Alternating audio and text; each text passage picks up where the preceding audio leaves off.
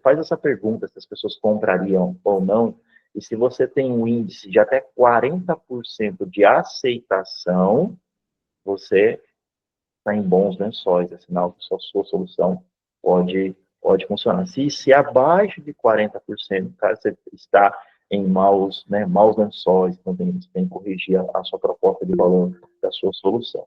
Tá? Então, para mim, o que não pode faltar, primeiro, 20 entrevistas. Segundo, tá? Faça a pergunta de canais de aquisições. Terceiro, faça seu pitch. Alguns devem estar pensando aqui, e aí eu já passo para o Sérgio, que fez a levantada de mão. Existe aquela frase clássica do Steve Jobs, que é: as pessoas não sabem a que elas querem ou precisam daquilo antes de você mostrar isso para elas. Não sei se vocês já viram essa frase. É legal o Steve Jobs falar isso, Dani. Quando você tem milhões de dólares, você pode errar, por exemplo, com o Lisa 2, que é o número que ele errou, entende? Então, eu sempre recomendo fazer essa validação antes de montar a máquina de vendas, investir em marketing, contratação de pessoas. Olá, seja bem-vindo ao WePod. Eu sou o Daniel Silva, o host de quase todas as conversas. Aqui no WePod nós temos uma conversa semanal, aberta ao público, onde nós convidamos grandes amigos, empreendedores, executivos, investidores, agentes do setor de inovação, de startup e de empreendedorismo no Brasil. Uma conversa aberta, franca, onde nós exploramos os grandes temas atuais: gestão, visão de mercado, como investir, como montar uma startup de sucesso. Tudo isso aberto ao público. São 15 minutos, onde o nosso convidado conta um pouco da sua história e depois 45 minutos de pergunta de todo mundo que está participando. É aberto ao público. Atualmente acontece todas as terças-feiras, às 8 horas da manhã, horário de Brasília. Mas você, que não pôde acompanhar, pode seguir aqui no nosso canal. Vamos estar sempre trazendo essas conversas. O WePod é uma iniciativa da We Heart Impact. Nós somos um hub de inovação e empreendedorismo, atuando no Brasil e no mundo. Se você quiser saber mais, weheartimpact.com. Seja bem-vindo. Vamos para a conversa.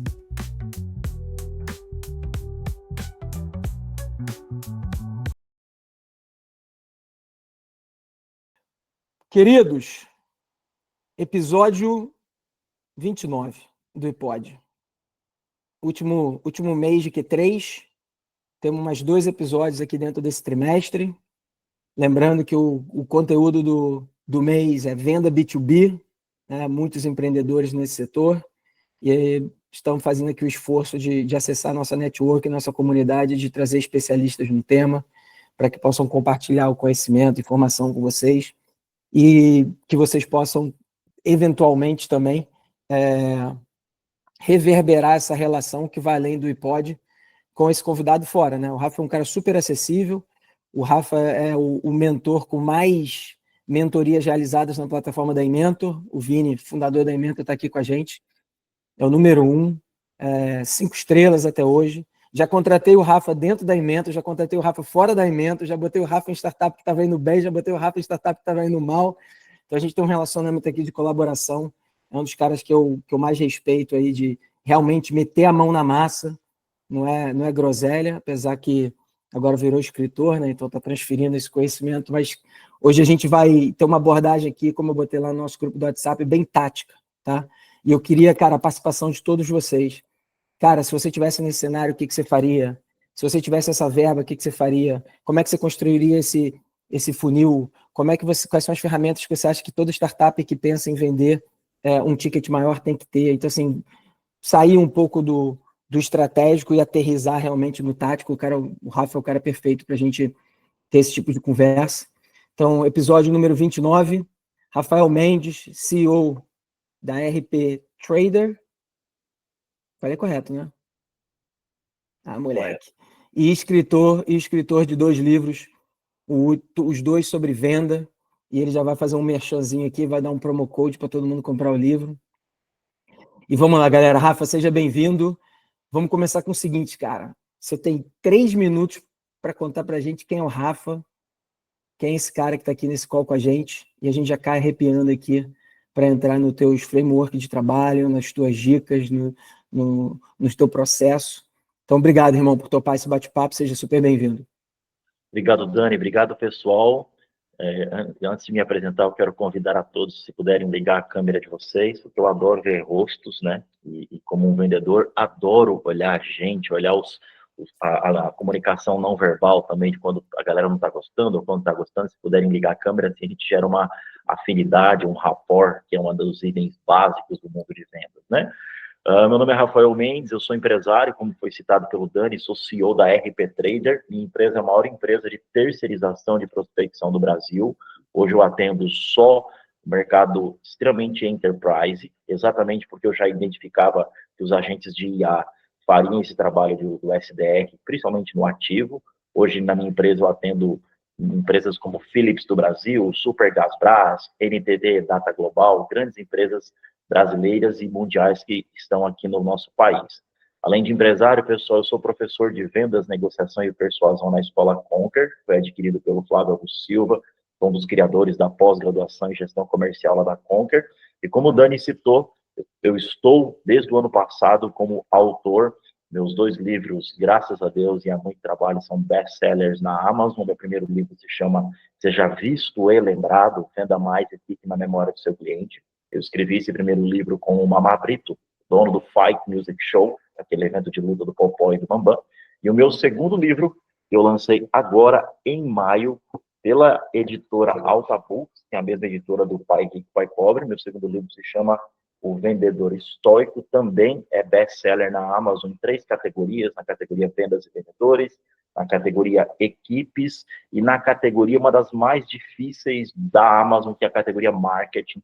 E a gente está falando de Philip Kotler, Robert Cialdini, como um autor nacional. Estou muito feliz de saber que sempre estou lá nessa categoria. Como que eu posso ajudar vocês nessa manhã? Aquilo que o Dani citou. Eu não sou um influenciador de palco, né? Eu não sou aquele cara que posta, né, que entra no LinkedIn e começa a aposentar o máximo possível de pessoas e é agressivo para poder ganhar engajamento.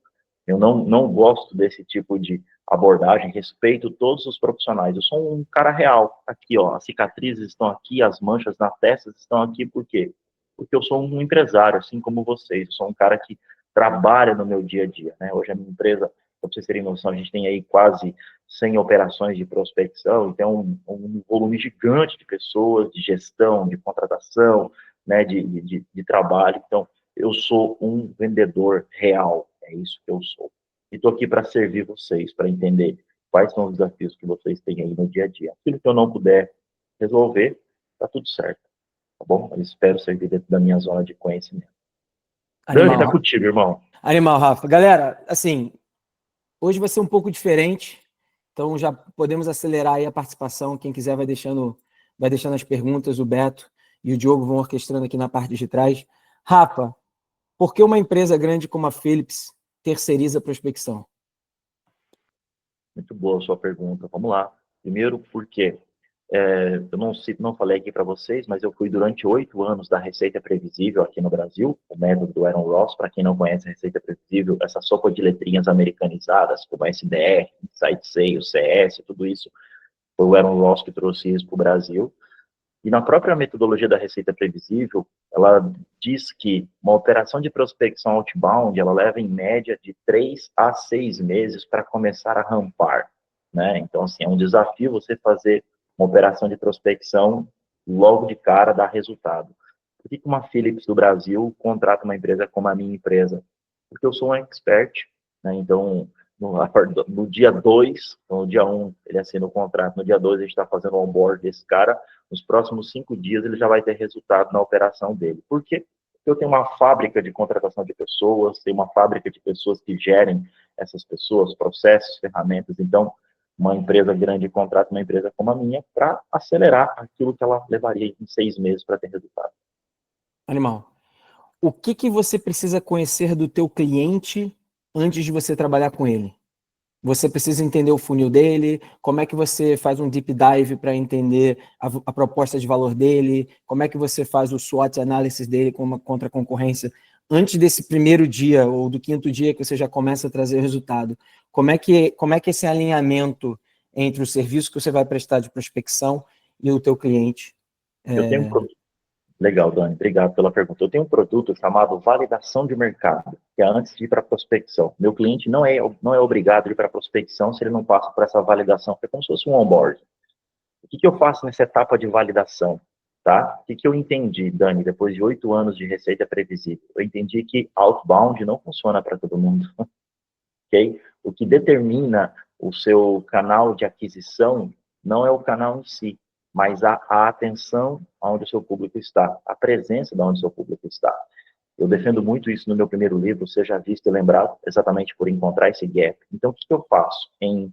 Do 15 dias, nós realizamos 20 entrevistas com a persona desse meu cliente. Então, vou dar um exemplo para você de um case de insucesso para mim, porque não virou meu cliente de prospecção, mas de sucesso para eles. Uma grande fábrica de equipamentos para radiologia japonesa veio em 2023 para o Brasil. E eles, cara, gastaram mais de R$1 milhão em social, né, para poder geração de MQLs ali para eles. E aí, em 2024, eles me procuraram, querendo que nós fizéssemos a prospecção para eles. Aí nós, não, vamos fazer a nossa primeira etapa de validação. Durante 15 dias, nós fizemos 20 entrevistas com técnicos de radiologia, que era o ICP desse nosso cliente. E a pergunta principal era, quando você busca por informações profissionais, ou seja, quando você busca, né, pontos de contato com aquilo que você deseja comprar, quais são os canais de aquisições que você vai? Aí a gente deu algumas opções, feiras e eventos, sites, Google, redes sociais, visitas presenciais, a gente foi dando uma série de opções para o cara. E, cara, pasme, rede social não teve nenhum voto. O cara gastou R$1 milhão em social, né, e não teve nenhum voto. E por que não teve nenhum voto? Simples, Dani. Porque o técnico em radiologia não fica com o celular dentro da sala de radiologia, assim como todos nós também. Um simples processo. Então, o que nós fazemos antes para entender, Dani, se funciona para mim ou não, para o meu negócio? Nós fazemos uma validação do canal de aquisição. O técnico de radiologia, ele recebe a visita presencial. Por quê? Porque ele tem um telefone fixo do outro lado do equipamento e ele tem uma conta de e-mail. Você tem noção, prospecção outbound foi o terceiro canal, né? Ou seja, visita presencial foi o terceiro canal mais votado. Então, qual foi o primeiro lugar? Google Ads. Se a mulher tivesse colocado esse R$1 milhão no Google Ads, ela teria mudado o jogo dela. Qual foi o segundo mais votado? Feiras e eventos, tá? E o terceiro mais votado, visitas presenciais. Então, para mim, o fator fundamental não é sobre o que o meu cliente vende, não é sobre a proposta de valor, e nem o quão bonito ou feio ele é. Para mim, o que define se ele terá sucesso comigo ou com qualquer canal de aquisição, e é por isso que as pessoas se frustram em relação a investir em marketing, elas não fazem essa etapa muito simples de validação de mercado, de perguntar para o seu público, para o seu ICP, quando ele busca por informações que têm a ver com aquilo que ele está oferecendo, aonde que ele vai. Eu vou te dar um exemplo, Dani, que eu defendo também no meu livro e nas minhas aulas, quando eu falo do meu primeiro livro, que se chama Seja Visto e Lembrado. Por exemplo, quem aqui acredita, pode colocar sim ou não. Quem aqui, ou pode colocar eu acredito. Quem aqui acredita que panfleto é um bom canal de aquisição? Ainda funciona. Coloca eu acredito. Quem aqui não acredita, coloca eu não acredito. Legal. Temos alguns votos. Legal, legal. Muito bom, pessoal. Muito bom a participação de vocês. Eu vou trazer a seguinte reflexão. Panfleto, se funciona ou não depende. Depende. Aonde está a atenção do seu público? Aonde está a atenção do seu público? O Gary Vee, né, que é aquele grande investidor do Vale do Silício, ele fala uma frase que eu amo. A minha religião em vendas é a atenção. A atenção. Aonde está a atenção do seu público? E por que eu perguntei de panfleto? A grande maioria das pessoas, quando eu pergunto sobre panfleto, elas dizem, não funciona. Por quê? Porque a gente está andando na rua, alguém entrega um panfleto, e o que a gente faz? Joga no lixo, logo em seguida. Eu moro em Curitiba, no centro de Curitiba, e aqui no centro de Curitiba tem uma escola de yoga tibetana, Dani, e essa escola vive lotada as salas. Mas, cara, o site dos caras é um lixo, o Instagram dos caras é um lixo, o LinkedIn dos caras você não encontra. Mas sabe como que eles lotam a sala? O que eles entenderam, Dani? Que o ICP deles é pessoas que têm uma vida atribulada, corrida. Aonde está a grande concentração dessas pessoas? Nos bares e nos restaurantes do centro de Curitiba. Então, o que eles fazem? Quando as pessoas se dirigem até o caixa para poder pagar, né, o seu alimento, do lado da máquina de cartão de crédito tem um panfleto assim, ó, uma frase: conquiste a verdadeira felicidade. As pessoas pegam o panfleto, abrem o panfleto, meditação, yoga tibetana, R$ 40. Então, pessoal, para ser visto e lembrado, para acelerar o teu processo de vendas, para saber se eu tenho que colocar dinheiro em marketing digital, outdoor, assessoria de imprensa, IA, para passar, antes de colocar dinheiro em qualquer coisa, faça um processo de validação. Pergunte para o teu cliente. Vamos lá. Eu quero pegar esse gancho, desculpa te interromper. Por favor, fique à vontade. O Diogo aqui está lançando uma startup, beleza? B2B. E ele quer rodar um processo muito simples. Ele acha que ele tem amigos no WhatsApp que ele entende que sejam ICP. O que não pode faltar nessa pesquisa, Rafa? O que não pode faltar? Primeiro, Diogo, o que não pode faltar? Tem que ser 20 entrevistas, no mínimo, tá? E com pessoas que não são do seu network. Por quê? Você precisa garantir a integridade dos seus dados. As pessoas que são do seu network, normalmente elas mentem, principalmente o brasileiro, que não gosta de desagradar o outro, tá? Então, faça um processo de validação com pessoas que podem se tornar o seu cliente. O seu cliente. Pode ser feito ou por telefone, e é importante entender que telefone é uma comunicação onde 25% da comunicação humana acontece no telefone, que são as nossas falas e nosso tom de voz. Mas se você conseguir fazer presencial, melhor ainda. Rafa, por que eu não posso fazer via formulário? Pode. Aí eu pergunto para vocês. Vocês são verdadeiros em todos os formulários que vocês respondem? Sim ou não? Eu acho que não, né? Nem todo mundo é. Então, você vai colocar o futuro do teu negócio em cima de dados que podem ser mentirosos. Então, o que não pode faltar, Dani? 20 entrevistas. Por que 20 entrevistas?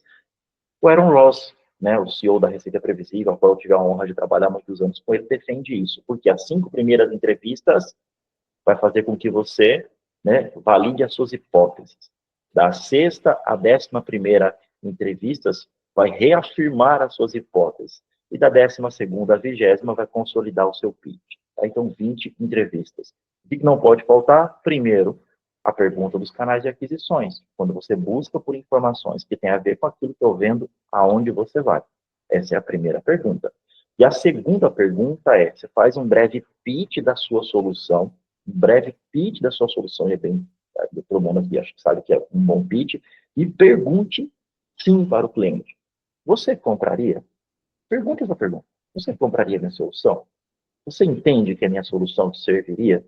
O Chanelis, que é o pai do Growth Hack, diz o seguinte: quando você faz essa pergunta se as pessoas comprariam ou não, e se você tem um índice de até 40% de aceitação, você está em bons lençóis, é sinal que a sua solução pode funcionar. Se abaixo de 40%, cara, você está em maus lençóis, então tem que corrigir a sua proposta de valor da sua solução. Tá? Então, para mim, o que não pode faltar? Primeiro, 20 entrevistas. Segundo, tá? Faça a pergunta de canais de aquisições. Terceiro, faça seu pitch. Alguns devem estar pensando aqui, e aí eu já passo para o Sérgio, que fez a levantada de mão. Existe aquela frase clássica do Steve Jobs, que é: as pessoas não sabem a que elas querem ou precisam daquilo antes de você mostrar isso para elas. Não sei se vocês já viram essa frase. É legal o Steve Jobs falar isso, Dani. Quando você tem milhões de dólares, que você pode errar, por exemplo, num Lisa 2, que é o computadores que ele errou, entende? Então, eu sempre recomendo fazer essa validação antes de montar a máquina de vendas, investir em marketing, contratação de pessoas. Pode falar, Dani. Muito bom. Não, outro dia nós tivemos o Paulo, da Gupi aqui, e ele comentou, né, como é que eles usam o Figma para validar o interesse do usuário final. Então, antes de codar qualquer coisa, você pega uma plataforma no-code, você faz uns desenhos, faz uma simulação, e você mostra para quem você imagina que tem interesse de utilizar aquela solução, seria o usuário, seria o comprador. Cara, isso aqui faz sentido para você. Serginho Bruni, eu te adoro. E só porque eu te adoro, eu vou deixar você quebrar a regra do iPod, mas vai ser a última vez. Aqui a gente não abre o microfone, aqui a gente bota a pergunta no texto para a gente coordenar. Mas vai lá, que toda vez que você entra no iPod, você está na rua, está no carro. Então, cara, isso é paixão. Vai, Serginho. Bom, desculpa, bom dia a todos. Rafael, parabéns aí, muito legal. Sendo bem objetivo, quando você vai fazer um discovery ou então uma pesquisa, você falou você gostaria, né? E ao longo da minha vida, eu vi muito que a gente usar o futuro do pretérito para perguntas, você acaba enviesando a sua análise e você pode prejudicar a sua pesquisa. Por exemplo, você gostaria, eu chegar e falar, eu tenho uma análise preditiva que eu vou avaliar toda a sua saúde. Você gostaria? Eu adoraria. E você pagaria? Pagaria.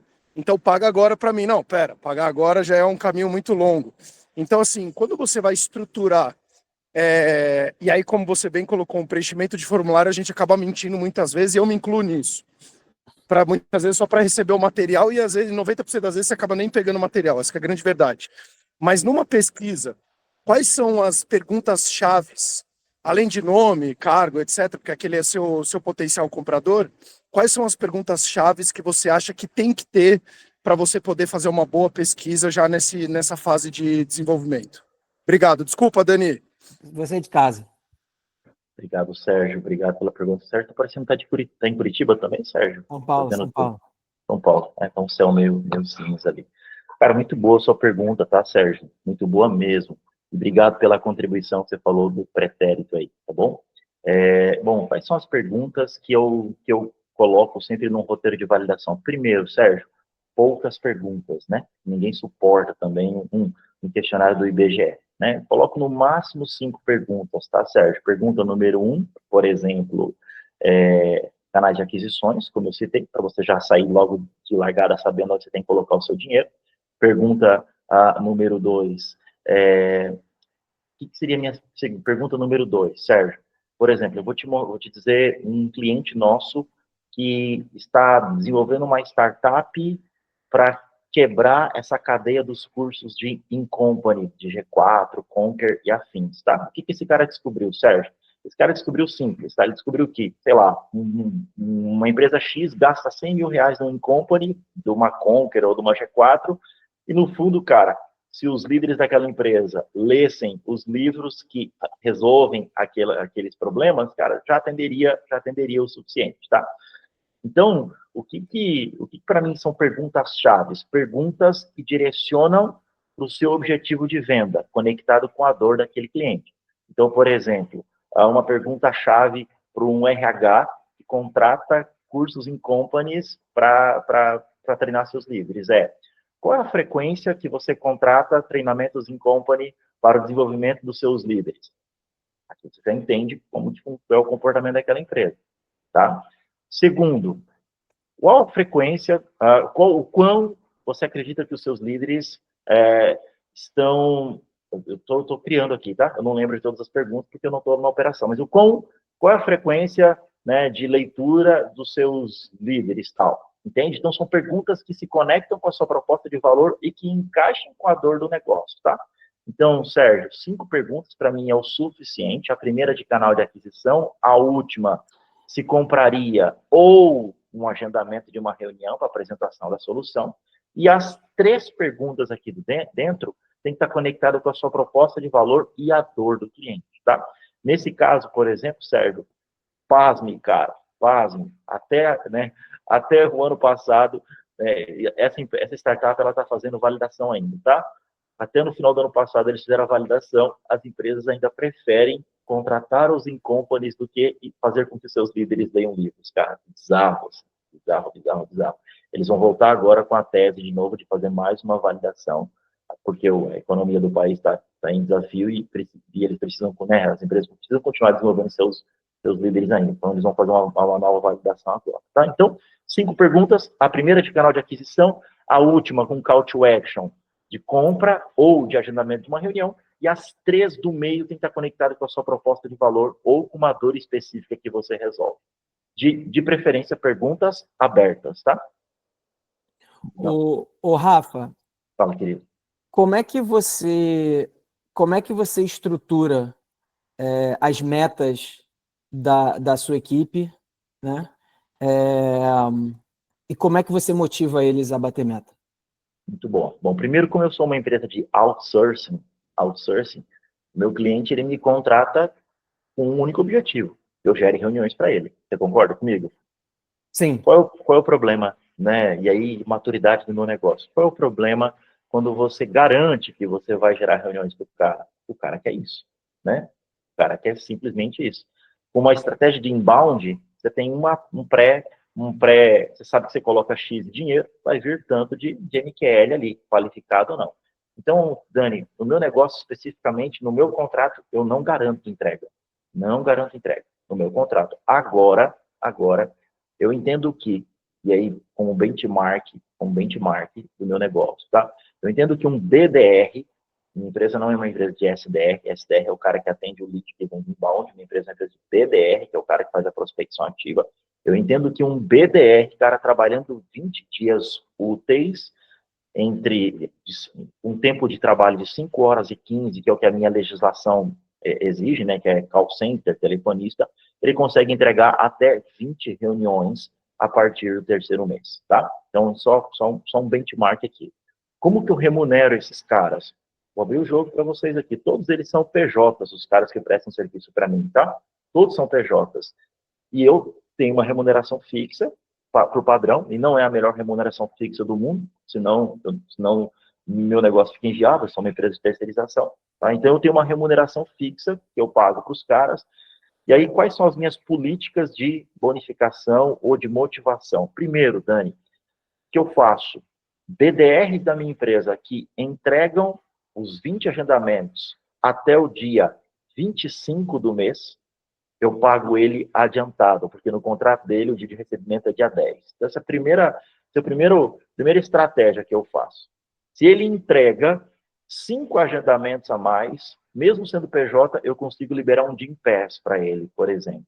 Eu libero um Gympass. Se ele entrega mais 5 agendamentos, ou seja, 30 agendamentos, eu bonifico ele com R$500 a mais, tá? Então, como que eu trabalho o meu modelo aqui dentro? Cara, simples. Tá? Ah, e detalhe, como ele é PJ, e isso é legal, pessoal, como ele é PJ, ele não tem vínculo empregatício comigo, mas também não pode cumprir horário. Mas no contrato, como ele é uma empresa que presta serviço para mim, no contrato, não sei se vocês sabem, você pode colocar o que ele tem que entregar. Então, no contrato do cara já está lá, 20 agendamentos, Dani, para ele poder me entregar. Tá? Então, sim, eu consigo juridicamente me proteger em relação a isso. Então, o que são boas práticas de remuneração / comissionamento e motivação de times de BDR ou SDRs? Salário fixo, a bonificação pós alcançar aquele número mínimo que você precisa de reunião e bonificação plus após, né, a meta desafio que você desenhou ali. A galera normalmente tem gente que comissiona SDR por agendamento, por exemplo. Eu acho uma furada isso. Acho uma furada. Por que eu acho uma furada? Primeiro, o cara é igual se você desse uma comissão para um policial, entende? Cara, é o trabalho dele servir e proteger. Qual é o trabalho de um SDR ou de um BDR? Agendar reuniões. Esse é o seu trabalho. Qual é a minha expectativa com você? X reuniões, que é o que eu preciso. Agora, se você alcança isso, eu te pago como um bônus, ou um mimo, ou um benefício do meu negócio. Cara, ótimo. Muito obrigado pela franqueza, muito obrigado pela transparência. Acho que essa é uma proposta nossa aqui, é não trazer quem está no palco e trazer verdade, né? Porque senão a gente vai começar a construir tese e construir processos baseado em... Vai lá. Detalhe, me orgulho muito, ó. Minha empresa não é uma great place to work, nem quero ser great place to work, tá? Desculpa o palavrão, pode falar palavrão, Dani? É uma pica o que eu faço, que é pressão, tem que dar resultado, esse tipo de coisa. Mas, em 8 anos de empresa, eu nunca tomei um processo trabalhista. Nunca. Você deve ter trabalhado umas 1.000 pessoas para mim, tá? Por isso que o meu RH lá, meu gestão de terceiros, o cara entrevista ali 30, 40 pessoas por mês e deixa lá no meu banco de talentos uns 10, 15 prontos para começar, tá? Então, assim, é faca na caveira, cara. Não é para qualquer um, não. Animal. Cara, você pegou o cliente X, você definiu que vai ter 4 pessoas trabalhando para esse cliente X. Da onde que vem esses contatos de prospecção? Da onde que vem... como é que você transfere para eles a clareza do ICP, onde que está o banco de dados? Conta um tático mesmo, é o quê? Não, vou abrir meu coração. Prospecta no LinkedIn, compra Não, banco de dados? vou contar tudo para vocês. O César está aqui, ó. Bom, pessoal, eu sou um consumidor voraz de bases de dados, né? E meu negócio precisa de boas listas, né? Eu já usei, espero que a galera não esteja aqui, e aí tudo certo, não se ofendam. Eu já usei todas aí do Brasil, desde Nelway até Speedio, essa galera toda. O que funcionou para mim? Eu tenho um mix de geração de dados aqui para trabalhar para meu negócio que funciona muito bem. Muito bem. Depois de 8 anos, o que funcionou para mim? Eu uso muito a base de dados da Driva, que é do pessoal daqui de Curitiba. Então, cara, para classificação fiscal, para definição das empresas que eu quero abordar. Então, Driva funciona muito bem. É caro o lead deles, mas tudo bem, faz parte do meu negócio. Então, eu uso a Driva, funciona muito bem. E eu uso, Dani e meninos, para cheque de e-mail, porque eu tenho fluxo de cadência de prospecção por e-mail, eu uso 2 mix, Apollo e Snowview, né, Snowview.io. Mas, depois de 8 anos de história, né, com o meu negócio, muito boa mesmo. O Patrick é um cara incrível, um irmão, aí, tá? Depois de 8 anos de história, pessoal, eu costumo dizer que a melhor base de dados do Brasil é a minha. Por quê? Porque a mesma base de dados que eu estou trabalhando, sei lá, empresas de tecnologia com faturamento mínimo de 10 milhões de reais ano. Essa mesma base de dados B2B, que eu estou usando para a operação, sei lá, da Philips, eu posso usar para um cara que desenvolveu um software de monitoramento de custos de uso de IT, entende? Então, eu uso essa mesma base já enriquecida dentro da minha estrutura. Mas aqui tem uma premissa fundamental, pessoal, que eu faço antes. O meu BDR, ele nunca manipula a base de dados. Dentro da metodologia da Receita Previsível tem aquilo que a gente chama de LDR, então Lead, Develop, Representative. Então, o cara que é responsável por essa gestão de base de dados. Uma vez validado lá, que eu disse para vocês, esse ICP, o que o meu LDR faz? Ele é o responsável por essa geração de listas e por esse cruzamento de dados. Então, o meu BDR, ele é como se fosse um chapeiro do McDonald's, cara. Ele só liga, ele nem e-mail manda. Tudo é 100% automatizado. Tudo. Ele é um chapeiro do McDonald's. E ele só entra dentro do meu fluxo de cadência, no meu CRM que eu uso aqui. Eu uso, pessoal, só para compartilhar com vocês. Tem uma galera que odeia, eu amo, o Bitrix 24. Tá? Eu sou case na América Latina do Bitrix 24. É um Frankenstein, mas é muito estável. Ele é muito estável. Então, a minha operação, que é uma operação pesada, eu uso o Bitrix por trás. Então, eu tenho um time de LDR que cuida dessas listas baseado naquilo que foi validado lá com o meu cliente, e as automações de e-mail acontecem porque eu tenho um time de copywriter que fica criando esses e-mails de prospecção o tempo inteiro para ser o máximo possível persuasivo, e aí o meu chapeiro do McDonald's, que é o BDR, ele entra ali em 3 fluxos de cadência, que são fluxos de cadência por telefone, tá? Obrigado pelo elogio, uma pessoa que me chamou de ótimo vendedor. É isso mesmo, é a minha profissão, amo vender. Deixa eu dar uma respirada. Serginho, porra. Você tem problema para dormir? Eu? É. Lógico, acho que todos nós aqui temos, né? Então, esse cara é o maior expert de sono do Brasil. Depois vou conectar vocês dois no WhatsApp.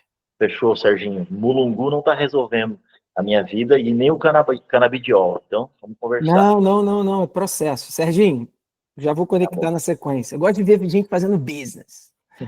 Animal. Cara, Thiago vai contratar um BDR, primeiro da empresa dele. Vai testar, vai fazer sozinho, entende que ainda não está escalando, não precisa contratar RP Trader ainda. 2 perguntas para você. Primeiro, no processo de recrutamento, o que ele tem que procurar nessa pessoa? Assim, quais são as perguntas-chave para você entender de comportamento, para você entender o drive daquela pessoa? Assim, como é que você identifica aquele candidato que tem uma chance real de funcionar? E o segundo passo, como é que é o onboard desse cara? Muito boa. Thiago, vou te dar uma dica aqui, tá? E assim, galera, não se ofenda aí do que eu vou falar, eu falo isso baseado no meu negócio, tá?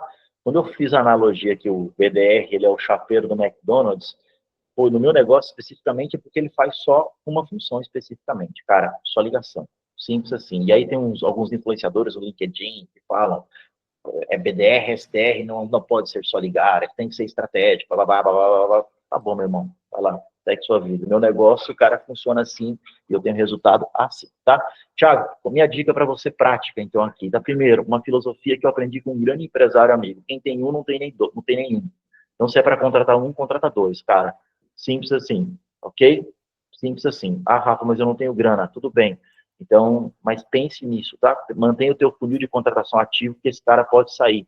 E sim, cara, BDR, SDR é o tipo de profissão, cara, que os caras, a não ser que seja uma empresa muito boa, os caras oferecem, sei lá, R$200, R$100 a mais, os caras vão embora o tempo inteiro. São profissões que estão em alta no LinkedIn, o tempo inteiro a galera contrata, tá? Então, só de prevenção pro teu negócio, quem tem um não tem, né? Quem tem um não tem nenhum, tá? Agora, são alguns pontos importantes, tá, Thiago e Daniel? Acho que todos vocês aqui já devem ter ouvido falar daquela ferramenta de análise comportamental DISC, né, que é o perfil dominante, influência, estabilidade estável, né, e conformidade e tal. Eu gosto de uma outra ferramenta de análise comportamental que é em cima de bichos, em cima de animais, que é o lobo, o tubarão, a águia e o gato, tá? Que é um DISC, mas uma visão de animal. Inclusive, vocês podem dar uma googada aí. Ferramenta de pesquisa comportamental, lobo, tubarão, águia e gato. Tem uma ferramenta gratuita que vocês podem usar aí para rodar formulário, tá? Então, qual é a primeira coisa que eu faço, Daniel e Thiago e queridos alunos aqui? Eu dificulto o máximo esse cara trabalhar para mim, mesmo não pagando bem. Olha que loucura, por isso que o meu RH que sofre comigo. Eu dificulto o máximo. Número 1, pessoal, só trabalha comigo o cara que é BDR, que o perfil comportamental dele é tubarão e lobo. Tubarão é o cara que é focado em metas, resultado, não tem dificuldade em relação a isso. Qual que é o problema do tubarão? O tubarão é o dedo DISC. No Brasil, sabe quantos por cento da população brasileira tem o dedo DISC dominante? 9,82%. O que isso quer dizer? De cada 10 vendedor da sua empresa, ou BDR da sua empresa, um cara tem o perfil dedo DISC, tá? É um cara orientado a resultado.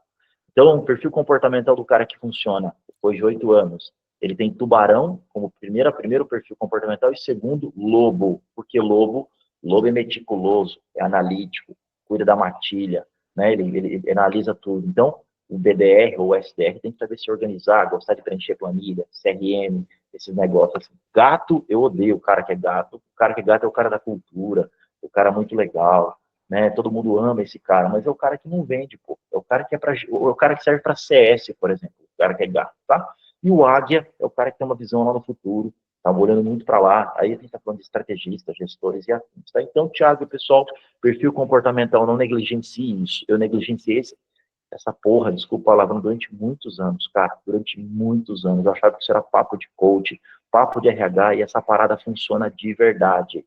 O cara que dá resultado é o cara que é tubarão e lobo, tá? Primeiro tubarão, depois lobo.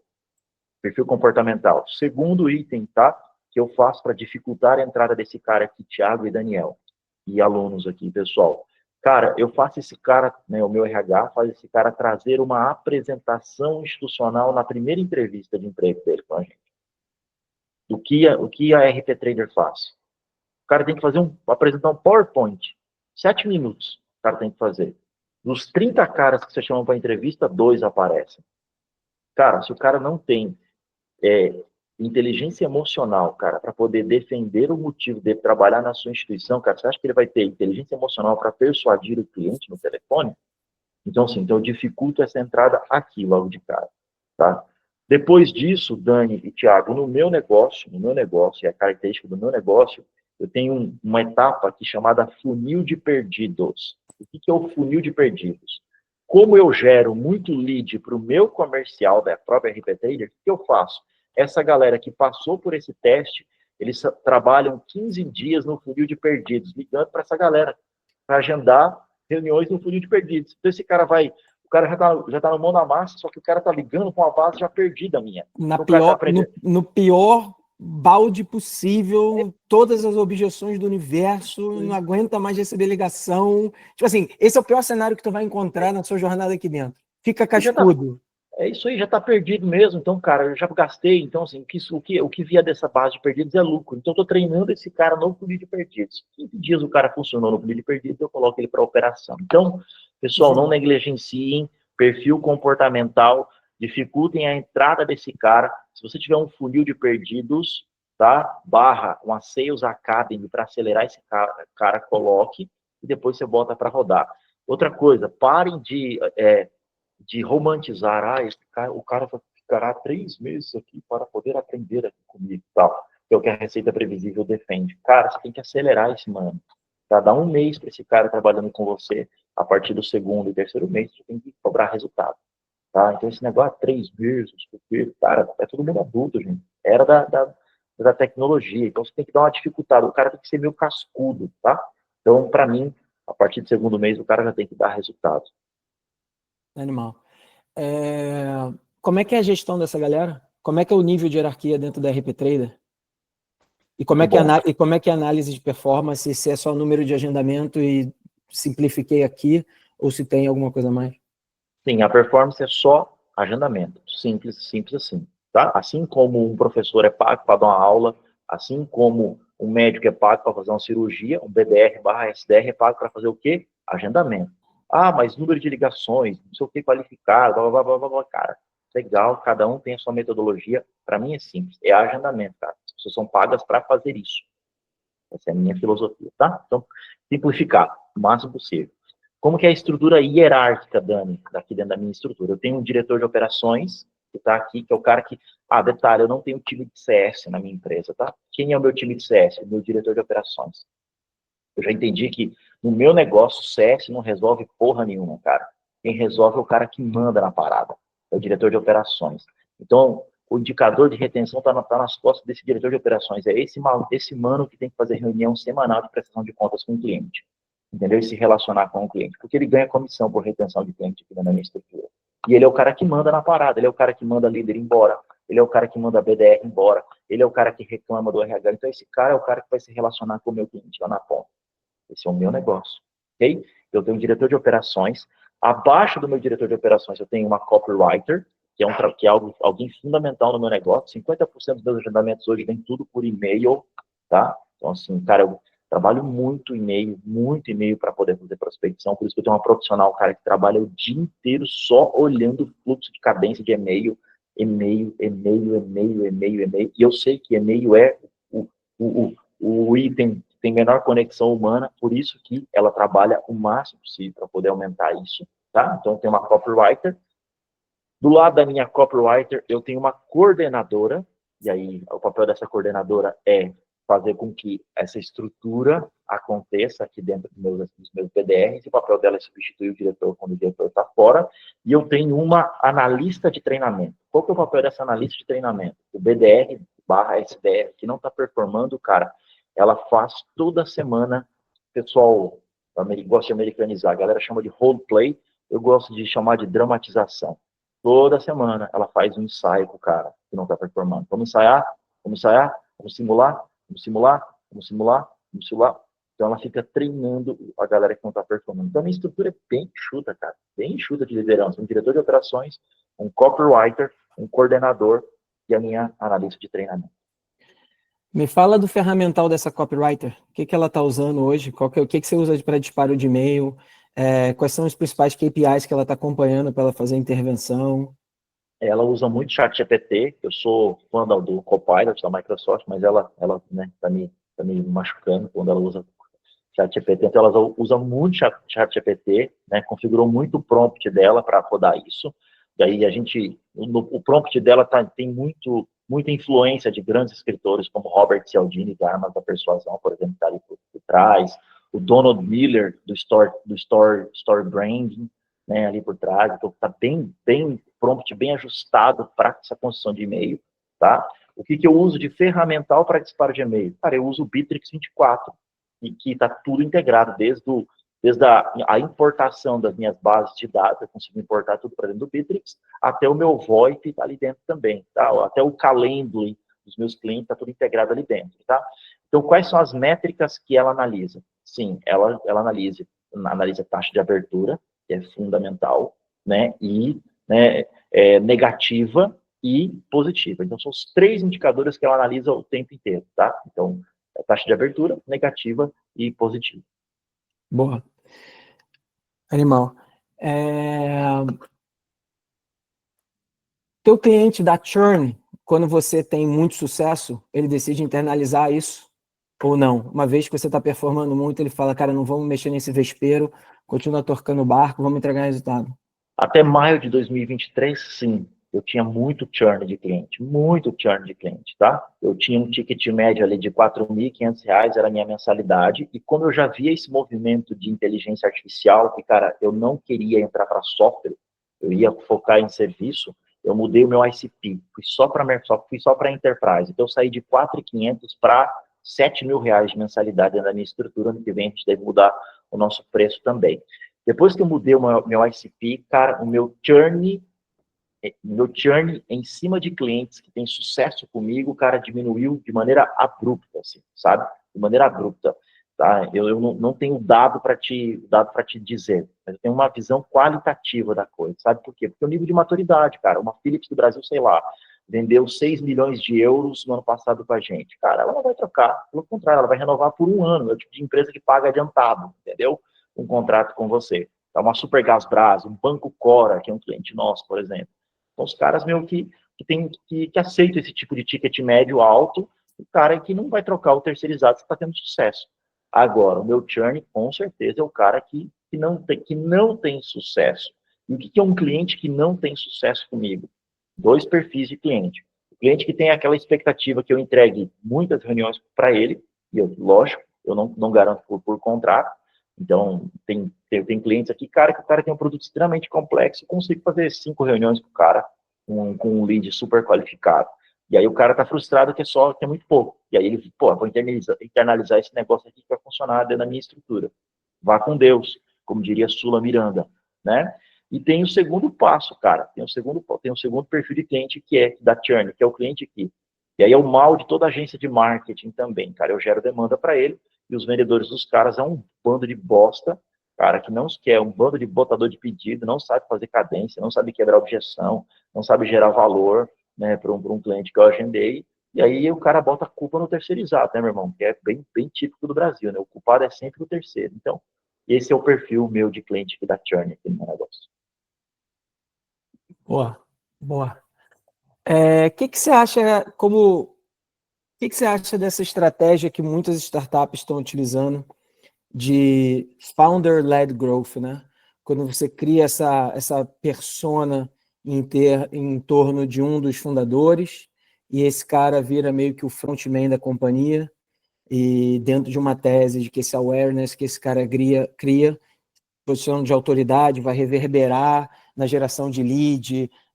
Que você acha dessa estratégia, assim, que tem diversos touch points dentro do funil, né? Você tem o awareness, aí você tem o meio do funil, onde esse cara é meio que uma autoridade, você tem o final do funil, onde esse cara, de repente, entra numa reunião para falar, pô, você é um cliente especial e fecha. O que você acha dessa estratégia? Eu adoro essa estratégia, inclusive compartilhando com vocês, logo vai sair na imprensa aí, eu estou saindo da RP Trader, a empresa que eu fundei, eu estou saindo da figura de CEO, tá? Eu continuo como acionista e nós contratamos um CEO que é CFO, tá? Como eu sou uma empresa de outsourcing, eu preciso ter um CEO que tem uma pegada mais financista, tá? E eu estou assinando um contrato com uma empresa para ser esse Founder Lead Growth aí, tá? Exatamente por ser uma figura de marketing e vendas, tá? E que eles, porque é uma empresa muito legal mesmo, só que, cara, com todo respeito, são os caras mais introspectivos, né? São os caras geniais, né? Que desenvolveram um negócio muito legal e que os caras, a gente somos amigos, quando eu comuniquei para eles falaram, cara, vem com a gente, velho, vem com a gente, você tem uma reputação, tem uma autoridade naquilo que você construiu pra gente, a gente precisa do cara do terninho, sabe o cara do terninho aqui, ó, para visitar cliente, para fazer evento, para poder aparecer no YouTube, esse tipo de coisa. Então, eu adoro essa estratégia, eu acho uma baita uma estratégia. Só que, cara, a regra tem que estar clara, né? Tem que ter um contrato, tem que ter os indicadores, tem que estar tudo bem desenhado. Eu conheço a minha raça, tá? A raça dos caras que são da bolha que eu vivo aí. Uma galera muito garganta, muito pavão e pouco resultado. Então, acho que, assim, é muito importante você ter o pavãozão, o cara que aparece, esse tipo de coisa, mas no fim, meu irmão, é geração de lead e geração de venda. Esse é o trampo desse cara. É gerar lead e gerar venda. Tá? E aí, para alguns, até a geração de retenção. Então, eu amo essa figura. Inclusive, eu estou entrando num negócio onde eu vou ser essa figura em 2026. O que que você... Não assinei o contrato ainda, eu mandei meus dados essa semana, então... Boa. Vamos ver. Cara, me conta o que que você vai executar nessa cadeira nos primeiros 6 meses. Vou visitar todos os clientes da base para aumentar a ticket média. A primeira coisa que eu vou fazer, cara, quem tem base, quem tem carteira de cliente hoje no Brasil, cara, com um CAC absurdo no digital, essa incerteza econômica do país, cara, você tem que proteger a tua carteira de clientes. Então, a primeira coisa que eu vou fazer, Dani, é botar o terno aqui, gravata, me apresentar para os caras, conhecer a operação dos caras e ver o que eu posso aumentar de ticket médio logo de largada. É a primeira coisa que eu vou fazer. Boa. Dentro da sua estratégia comercial para essa nova empresa e dentro dessa sua primeira ação de relacionar com quem já está de dentro para diminuir churn, garantir receita e ter um incremento de receita dentro desses clientes. Como é que você olha para o teu CAPEX e para o teu ROI nessa estrutura comercial? Você falou visitar cliente. Pô, se você tiver cliente em 23 estados do Brasil, você tem custo de avião, você tem custo de hotel, como é que o Rafa olharia? Porque, assim, quando você fala de venda enterprise, você tem ciclos longos, você vai queimar sola, você vai estar com buff em evento, você vai estar fazendo, topo de funil.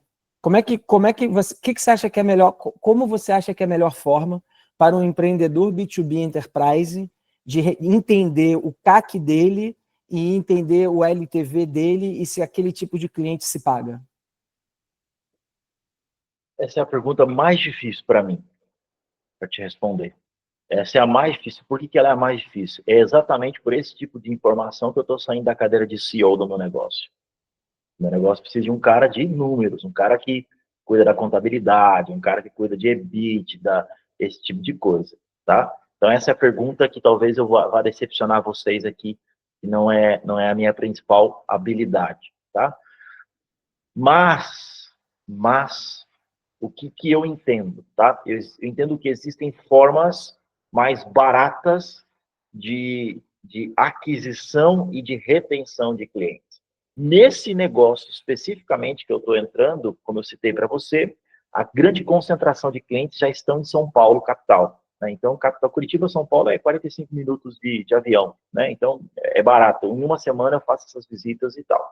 Mas qual é a minha principal estratégia nesse negócio, tá? Que tem vários clientes fora da região de São Paulo também. Cara, essa empresa que eu vou entrar, ela é uma empresa de mídia. Ela é uma empresa de mídia do mercado, tá?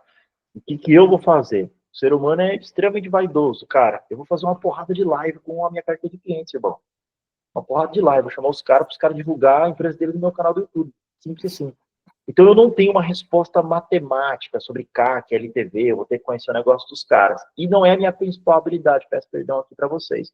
Mas o que eu vou fazer, irmão, vou bater sola de sapato nos caras que estão em São Paulo. E, cara, quem não é de São Paulo, velho, eu vou virar uma máquina de entrevistar os caras no meu canal do YouTube dessa empresa aí. Os caras falam, porra, olha os caras, olha aqui, tô dando uma entrevista pros caras. Não sei o quê. Eu quero gerar essa conexão, essa afinidade com esses caras. E perdão por não responder sobre CAC e LTV, não é a minha praia. Não. Indiscutivelmente, esse é o episódio mais honesto da história do iPod. Já que você falou palavrão primeiro, eu falo palavrão segundo. Tem culhão de falar algumas paradas que tu falou aqui, e essa parada do ego aí, pra mim, foi um golaço. Né? Deixa eu te fazer uma pergunta. Claro. O quanto ter conhecimento de psicologia humana é relevante para o teu trabalho? Eu acho que para o meu e para todo mundo, né, cara? Para todo mundo. Eu acho que quando a gente entende a mente humana, cara, o jogo vira, né? Porque a gente vende para ser humano. A gente vende para ser humano. Só para você ter noção, eu fiz um treinamento agora com um cara de neurociência da Johnson & Johnson. Cara, Johnson & Johnson, cara, estuda o comportamento em uma área de neurociência só para estudar comportamento humano, cara, para poder vender produtos o tempo inteiro.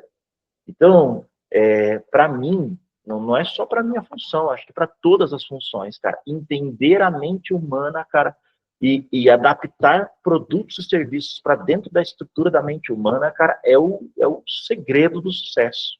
É o segredo do sucesso. Quando a gente olhar... Olha que legal, Rafa, vou me vender aqui. Estou finalizando minha segunda pós em neurociência. Muito bom, Sérgio. Você é um cara que pode ajudar aqui bastante também. Tá? Então, para mim, cara, mente humana é tudo, cara. A gente vende para mente humana. A não ser que você vende para pet, pô. Aí você tem que entender a mente de cachorro, mente de gato. O tomador de decisão é o ser humano, cara. É verdade, é verdade, né? É verdade. Então, Dani, respondendo para você, cara, eu não sou um cientista da mente humana, eu sou um consumidor de autores da mente humana, né? E o mais próximo que eu chego de me tornar um cientista da mente humana é o estoicismo, que é a filosofia que eu pratico, que eu sou professor, que eu lancei no meu livro ali dentro, tá?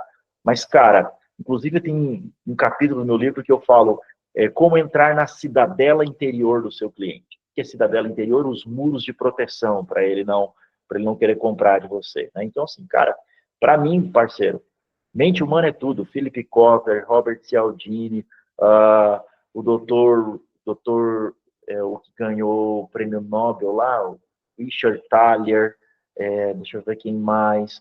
Tem um cara de epigenética que é fudido, cara. Eu tenho um livro dele aqui, eu esqueci o nome dele, muito bom. Então, assim, mente humana é o futuro, cara. Mente humana. O Elon Musk tá fazendo a Neuralink por quê, parceiro? Entende? Então, mente humana. Mente humana. Gostei, cara. Acho que o Diogo, já pega aí, cara. O tagline lá da fotinho de divulgação do episódio vai ser a mente humana é o futuro. Porque, né, tá todo mundo falando de AI, cara. A mente humana é o futuro, cara. Como a gente se relaciona, é a nossa tribo. Eu fiz um post recentemente falando, cara, comunidade é o superpoder de qualquer startup de AI. Posso fazer um complemento? Canal de distribuição vai ser o mais difícil, cara. Se você tem uma comunidade ali, você tem, cara, os seus 100, seus primeiros 1.000 embaixadores e, cara, são pessoas que vão carregar. Puta, tá muito volátil. Pode. Deixa eu dar uma dica pra galera aqui rapidinho. Tem um documentário no YouTube chamado O Século do Ego. O Século do Ego. Esse documentário é incrível, assim. Sabe aquela frase clássica que vendedor vende para quem tem necessidade, para quem tem dor? Isso é uma mentira, quase 100 anos já isso, cara, é uma mentira. No início do século XX, os grandes industriais americanos identificaram que, cara, um carro era o suficiente para uma família, para atender uma família. Cara, os caras falaram, velho, tem que fazer esse povo comprar mais carro. Então, eles contrataram o sobrinho do Freud, que é o pai da propaganda, velho. Mulher não fumava até a década de 30. Aí foram lá e contrataram as atrizes de Hollywood para fumar. Então, esse documentário, O Século do Ego, cara, vem demonstrando, cara, como construir, cara, né, gatilhos, desejos, né, desejos na mente humana faz com que o capitalismo se mantenha vivo até os dias de hoje. Tá? Então, esse negócio, eu tenho que vender para quem tem dor. Isso é século XX, meu amigo, antes do século XX, essa fala. Dor, tudo bem, mas quantos têm dor? Tem um cara chamado Chet Holmes, do livro Máquina Definitiva de Vendas, que diz que somente 3% das pessoas estão prontas para comprar agora. Isso quer dizer, só 3% de quem você abordar tem dor, cara. O resto você tem que persuadir. Tem que persuadir o tempo inteiro. Então, assistam O Século do Ego. É um documentário chato para caramba, mas mostra exatamente isso. Paulo, toma! Rafa, dava para continuar aqui, mas tá muito intenso. Eu preciso de um break já. Cara, eu devia ter feito essa pergunta antes. Você acredita naquela historinha de champion, decision maker, influenciador? Como é que quando você olha para uma empresa que você quer vender, quem são essas pessoas que estão lá dentro e qual que é a função de cada uma dessas pessoas no ciclo de venda? No meu negócio especificamente, eu olho basicamente quando o meu cliente fala assim, eu quero que você me coloque com os decisores. E a gente sempre traz, cara, a verdade para esse cara. Né? Normalmente, uma estrutura hierarquizada de uma grande empresa é sempre top-down. Concorda comigo? Sempre tem um C-level aqui e coloca a galera embaixo para poder resolver. Tá? Então, eu eu não romantizo muito isso não, cara. Você sempre vai falar com um influenciador ali, tá? Então, assim, eu acho que é romantizar demais. Ah, eu vou botar uma operação de prospecção e eu quero só falar com o dono da empresa, só com o CFO. Cara, mapeia todo mundo, cara, que pode ter benefícios. No meu livro, eu falo sobre atributos e benefícios, né? Tem uma matriz chamada de atributos e benefícios. Quando você desenha benefícios para todos que estão na mesa de negociação, você desperta a curiosidade, mesmo se aquela pessoa é um influenciador, tá? Então, eu, particularmente, cara, não romantizo esse papo, tipo assim, eu quero trazer somente decisores para a minha operação de vendas. Não, cara, construa uma abordagem também para os influenciadores. Ah, mas o influenciador, eu apresento a proposta comercial lá e a proposta morre. É esse o teu erro. O teu erro não é em falar com o influenciador. O teu erro é não entender qual é a profissão do influenciador. Ele não é um vendedor, normalmente. Ele é um gerente de RH, ele é um gerente de TI, ele é um diretor de marketing. Ele não sabe como vender você. Mas, professor, como é que eu faço para resolver isso? Simples, de duas formas. Pedindo para ele marcar uma reunião da sua pessoa e a sua solução com o decisor. Ah, professor, mas ele não consegue fazer isso. Tem uma segunda forma. Existe uma ferramenta chamada Loom. Loom, L-O-O-M. É uma ferramenta gratuita, cara, de gravação de tela. O que você fala para esse influenciador? Você fala para o cara a verdade. Fala, cara, eu sei que você vai ter dificuldade de apresentar esse projeto ali. Estou gravando aqui, ó, a apresentação da minha proposta comercial. Quando você for levar a proposta comercial lá para o decisor, você consegue dar um play no vídeo para ele assistir? Por quê?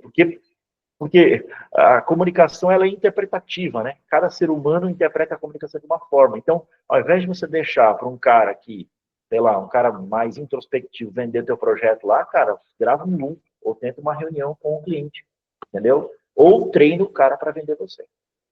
Animal. Sensacional. Galera, fechamento do episódio 29. Rafael Mendes.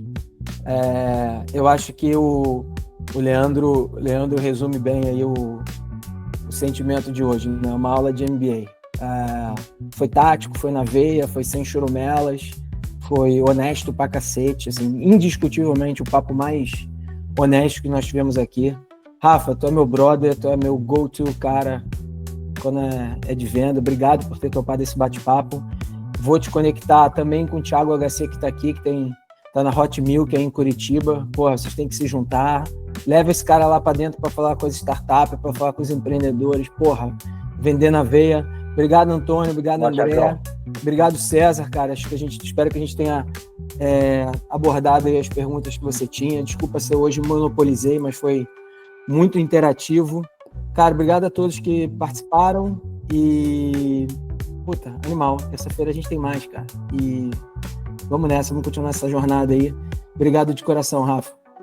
Valeu, galera. Se puderem comentar lá no Vendedor Histórico na Amazon, coloquem comentáriozinho lá no meu livro, por favor, para aumentar meu engajamento orgânico. É de graça, é de graça. Pô, Obrigado, tu tá vendendo o tempo todo, hein, cara? Lógico, velho. Eu sou bobo, cara. Quero vender. Mas comentem lá, que é de graça. Tchau, Dani. Abraço, galera. Fiquem bem. Até terça que vem. Obrigado a todos de novo.